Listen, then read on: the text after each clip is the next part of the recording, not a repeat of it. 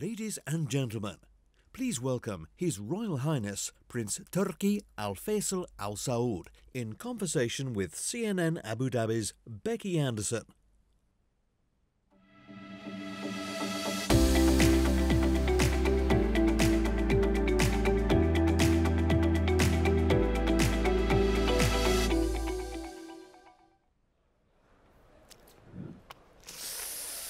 Assalamu alaikum. Alaikum salam, Sir. Highnesses, Excellencies, ladies and gentlemen, I hope you're enjoying your lunch. I hope we can provide some entertainment for you while you are doing that. I'm absolutely delighted to be here with Prince Turki today. Thank you so much, Your Highness, for doing this. Busy times in the region. Let's start, shall we, with US-Saudi relations dominating the headlines. You would expect me to do that, and somewhat damaging the reputation of the kingdom. Let me get your perspective at the get-go on what's going on. Bismillah ar-Rahman ar-Rahim. First of all, let me thank Mike Milken and his institute for inviting me to attend this huge conference. I'm rather intimidated by the audience, but otherwise it's been a wonderful couple of days for me. I've learned a lot at this conference, actually. And you talk about US-Saudi relations. If you can just put it in perspective, they go back a long time. And in that time, we've had our ups and downs. We've agreed on things and disagreed on others. I know this is one of those times when there has been, shall we say, a lot of hype about the relationship, particularly in the media, and particularly in the United States, following from issues like the death of Jamal Khashoggi and the war in Yemen, and perhaps other issues as well. And on all of those things, I think the best way that we can look at it from the Saudi perspective is that the strategic interests of both countries shall override whatever current issues have arisen. And from that context, the kingdom's steadfast and very rock-solid engagement with the United States in the last 70-odd years has weathered equally difficult times. And I'll just remind us not only on the Palestinian issue, the Ramadan War in 1973, and the oil embargo, the Al-Qaeda attack on New York, Bin Laden, etc. And yet, if you look at Americans living in Saudi Arabia, we've had a constant number of American expatriates living in the kingdom, numbering between 25 and 30,000 over the years. Today in the United States, we have more than 100,000 Saudis living there, as a result of the educational program that the late King Abdullah began a few years back. So those are equally strategic and important links that bring the people together. Not talking about business interests, whether it is the oil business, as some of you may have heard this morning from Yasser Mayyan, the kingdom's investment authority, is equally engaged with American business and the business community.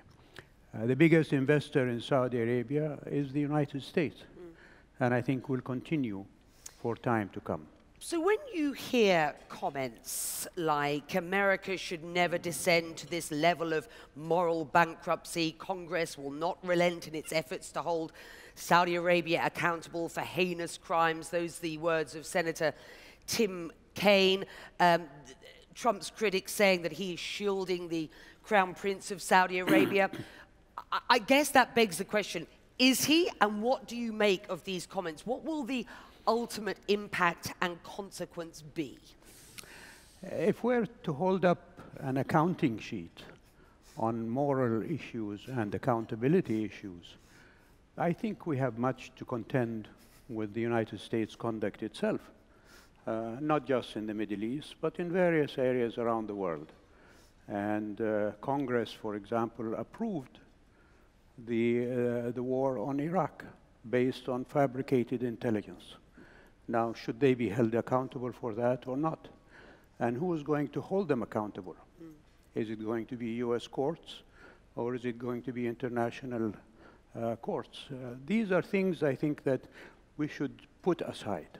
And I hope that the representatives, whether in the Senate or the Congress, will see Saudi Arabia for what it is, not for what the media make it out to be, or what their own, perhaps personal agendas may drive them to think of it in those terms. It is, I think we'd agree, to some degree, the lack of accountability and transparency around it, surrounding the investigation that is perpetuating this atmosphere, this toxic atmosphere, and let's be quite clear about that, in Washington. When do you expect that investigation to be complete and a lid put on this whole affair?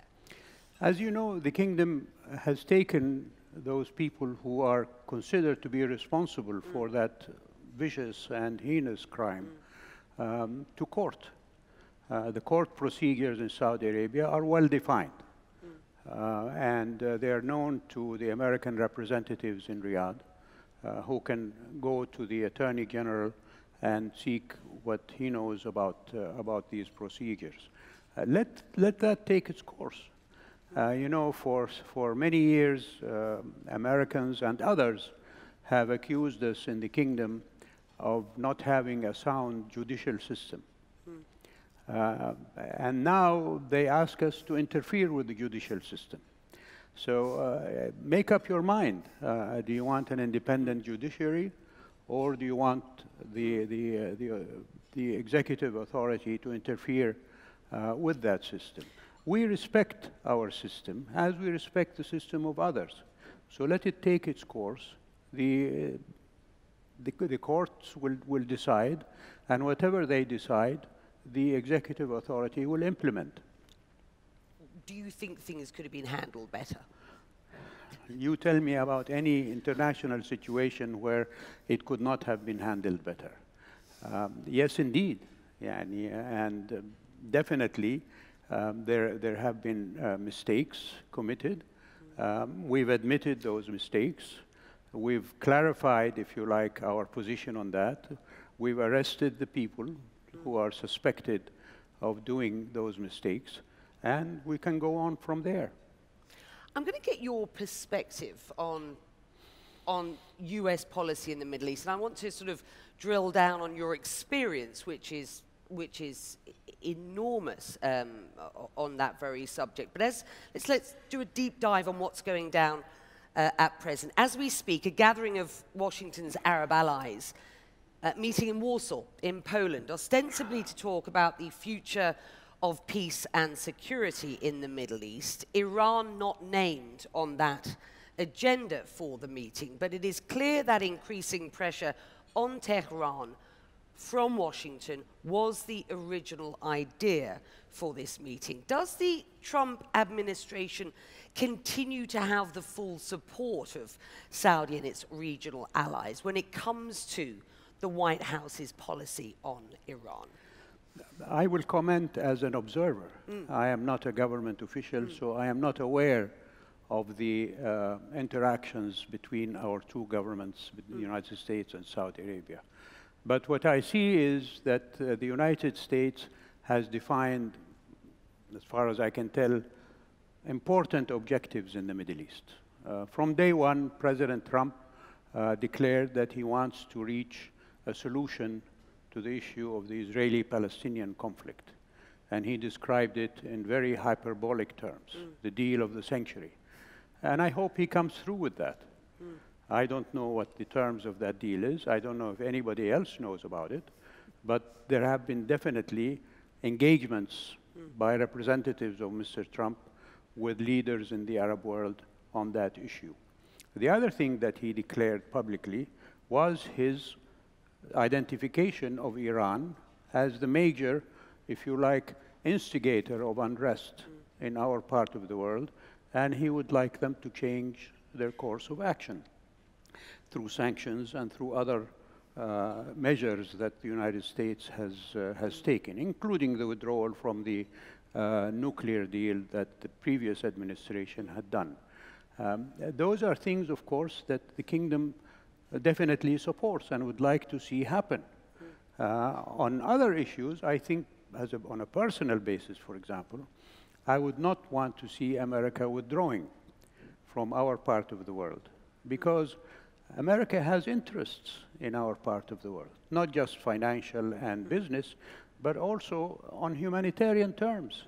The long history of American engagement going back to the 19th century and not just to the 20th century is for everybody to see. If you look at, for example, the American University in Beirut, the American University in Cairo, and other such institutions that were initially started in the 19th century, that shows you how much interaction there was between the US and the Arab world.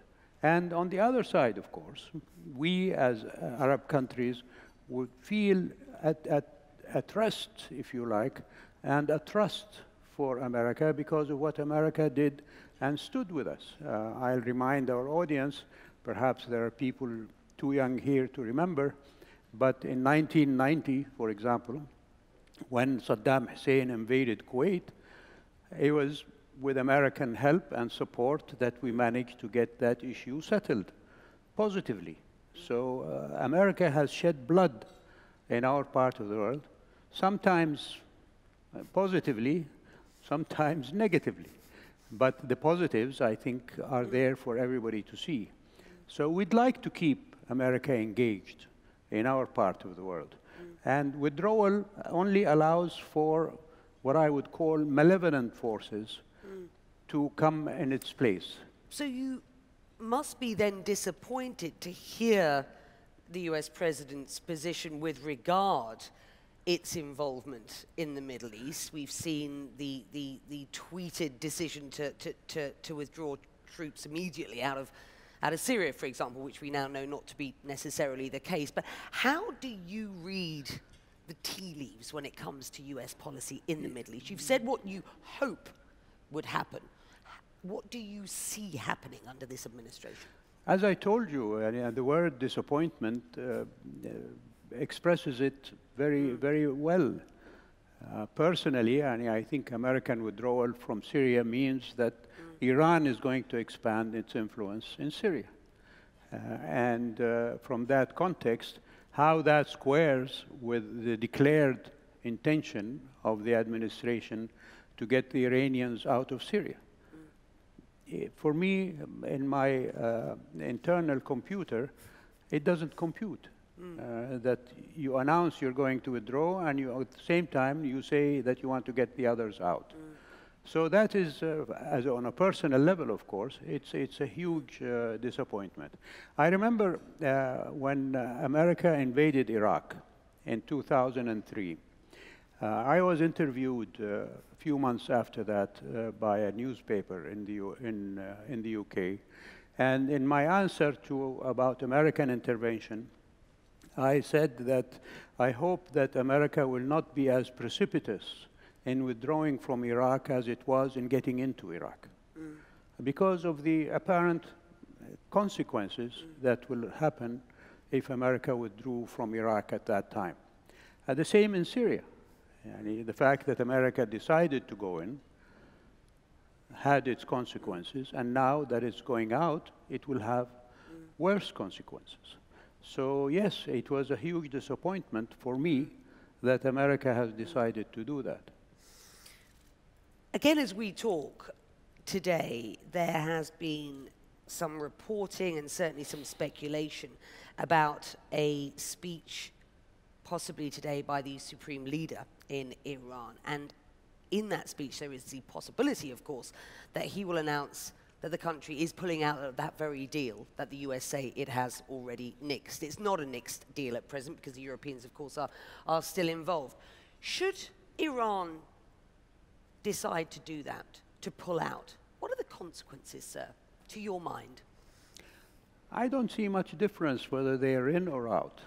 And when the deal was struck, and the US and the other members of the P5+1 engaged with Iran on that, presumably it was to not only help Iran get over its nuclear enrichment program, but also, if you like, to put a measure of restraint on their very disturbing and inimical activities in our part of the world. That didn't happen. Mr. Obama's generosity with Iran did not bring them to withdraw from Syria, for example, or to lessen their engagement with militias in Iraq, or their interference in Bahrain, or their support for the Houthis in Yemen, let alone Hezbollah in Lebanon. So whether Iran was or was not in the deal, its actions on the ground were very negative, and that has not changed.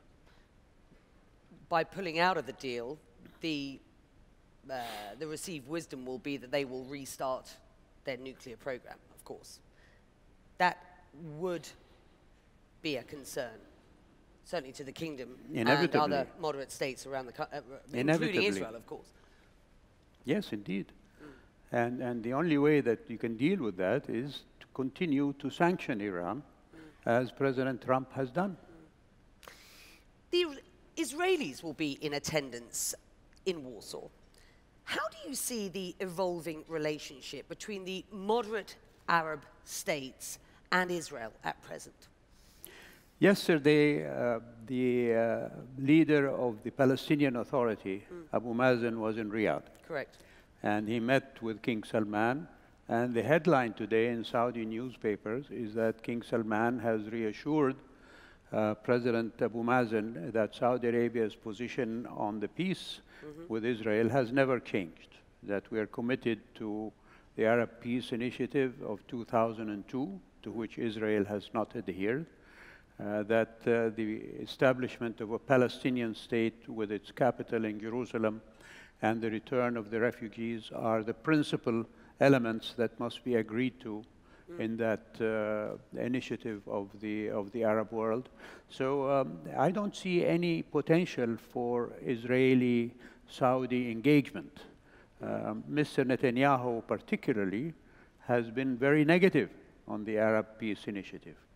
And his actions on the ground, you know, there are daily killings of Palestinians in the West Bank and in Gaza. How can you justify or accept that someone like that, who has completely disregarded efforts at peace, to engage with them, even if it is in the face of a mutual threat like Iran poses for all of us? So I'm fascinated to hear what you're saying, because the Israeli-Palestinian conflict will not be on the agenda in Warsaw. This Warsaw meeting, of course, is ahead of the Munich security meeting, but it won't be on the agenda. Shouldn't it be? Well, I can tell you what I read in the papers. And the last thing I saw, I think it was a spokesman for the Foreign Office in America, was that issues of the Middle East will be on the agenda. Now, from a Saudi perspective, I think definitely at the top of those issues is the Palestinian issue. So whether they discuss it or not, I don't know. But it is, as far as I can tell, it is not confined simply to the threat from Iran. There is a much broader issue of problems in the Middle East, and definitely the Palestinian issue is a big problem.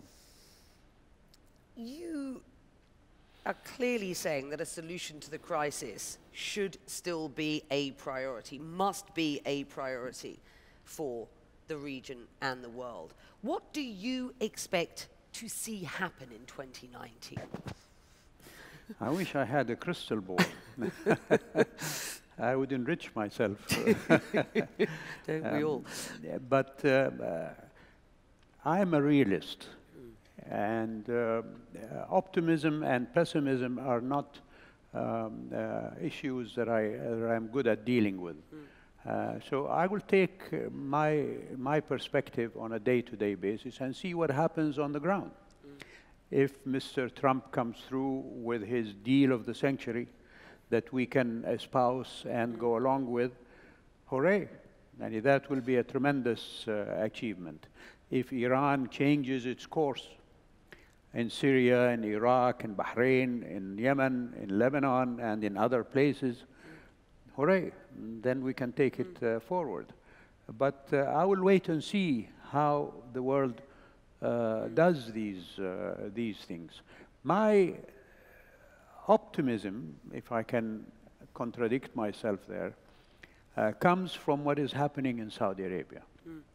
And I think Vision 2030, with all of the criticism that it has acquired since it was announced in 2015, has proven to be a very viable and a very doable look into the future. You know, the King and the Crown Prince, when they announced the vision back in 2015, they clearly said that it was not divine revelation, that it can be altered, it can be reviewed, it can be diminished or increased upon. And this is what has been happening. Timetables have changed since it was announced. Some of them were shortened. Some have been lengthened. But the issue is that it has enthused the people of Saudi Arabia, and not just the young people. I know many people here talk about the demographics of Saudi Arabia as being 70% under the age of 30. Well, I am not of that demographic, as you can see. But I am equally enthused as the young people on what the vision has promised us and what I see that the government is doing. And two aspects of that give me hope. One is that government departments have become more accountable on what they do in the kingdom than ever before. And secondly, our financial institutions, particularly the Ministry of Finance and the budgeting system in the kingdom, has become much more transparent. Now there are quarterly reports on how government departments are doing in spending the money that they are allocated by the Ministry of Finance. So that, to me, is an indication that there is seriousness in wanting to accomplish what Vision 2030 has promised. So if you had, and we've got sort of 5 or 6 minutes or so left, so I guess what I'd like to do is simply sit back and get your sort of final thoughts and message to this audience about where you think we are at February 2019. I know you spent some time in Dubai this week. I know that you've been talking to a lot of the sort of the thought leaders in this region and those from around the world who've been coming in, and what you think the most pressing issues are that we should be aware of for 2019. And those can be, you know, geopolitical, or they can be AI, innovation, technology. Where are we at? And feel free. I mean, I wanted to wind up this conversation by talking about where Saudi Arabia is at. And you've started, so just give us a little bit more. I am very, very hopeful of the relationship between this country and Saudi Arabia. Developments over the past year have been very, very positive, and I think more will come during this year. We're much closer together than ever before, and I think we're setting an example as two countries and two peoples, particularly in the Gulf area, that have overcome the challenges that have kept us apart in the past, and that we're seeking to come closer together. So that is one thing that I am looking forward to more of for the rest of the year. Hopefulness will include issues of resolving the differences that we have within the GCC, particularly with the leadership in Qatar that has so far refused to engage on a positive scale with the complaints that have been placed on the table against its conduct. On terms of human relations and so on, I'm very, very, very hopeful that my grandchildren will have a much better world to look up to, not for anything, but because they have the tools. You know, this little machine that you hold in your hand has everything in it. Things that when I was growing up, we had to aspire to get at in libraries, you know, take down these huge volumes of books, listen to teachers to teach us, others to speak about, and so on. You can get it all from that little machine. And that's a tool that I hope will be a positive factor in allowing my grandchildren to have a better life than I or my contemporaries have had. The eradication of disease, we heard from some of the interesting people gathered around here, whether it is cancer or AIDS or Parkinson's or whatever, that is an enormous step forward for humanity. The eradication of poverty throughout the globe, whether it is in Africa, in Asia, Latin America, wherever it might be. And also, I think we have to be equally concerned about the disparity between the rich and the poor. That gap must be brought to be smaller than it exists today. This is my thinking, and it's what keeps me up at night. I know the entire room will share with me when I say it is such an honor to have you, your pearls of wisdom, always so important to me. I seek out your counsel on so many issues. It is a real pleasure. Thank you. I know that you all have sessions to go to now, so at just before 22 the hour, thank you. Thank you, Ms. Anderson. Thank you very much. Thank you very much.